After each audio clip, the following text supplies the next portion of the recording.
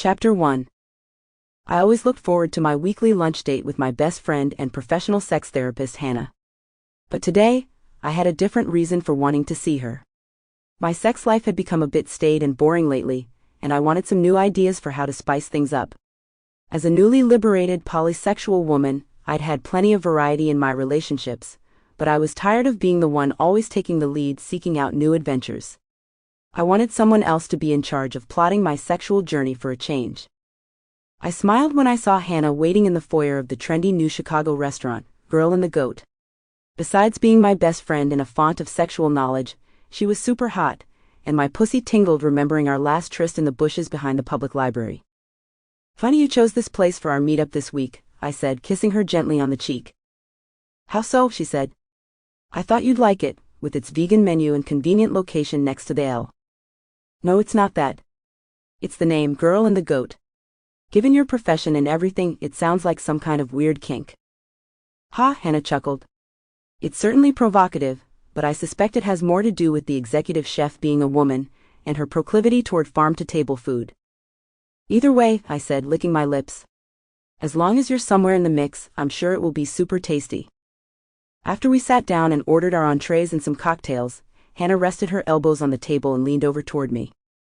"What's up, girl?" she said, scrunching her eyebrows in concern. "You sounded a little down in the dumps when I chatted with you last time over the phone." "I dunno," I said.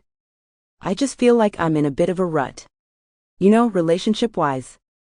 "Are we talking about your love life or your sex life?" she said, smiling toward the waiter as he placed our drinks on the table. "You know me," I laughed, taking a healthy swig of my margarita. "I'm still not ready for another long-term relationship after my last failed marriage. My sex life just feels kind of predictable lately."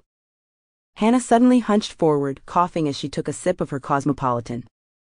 "Predictable," she said. "This coming from the girl who just came off a fling with the First Lady of the United States?" "That was a little different, I grant you. It's just that in most of my recent relationships, I've been the one taking the lead. I'm kind of getting tired having to take the first step, and always being the one in charge in the bedroom department. Sometimes a girl just wants to be a lady, you know what I mean?" "You mean being the submissive one for a change," she said.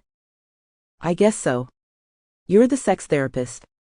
Does there always have to be a top and a bottom, for want of a better expression, in every sexual relationship?" Hannah paused while the waiter returned with our entrees, placing them in front of us on our place settings. "That's the age-old question," she said, picking up one of her goat cheese empanadas and chomping into it. "Traditionally, there's always been one dom and one submissive as most pair bonds. I think it's a natural outgrowth of the old hunter-gatherer." Sample complete. Ready to continue?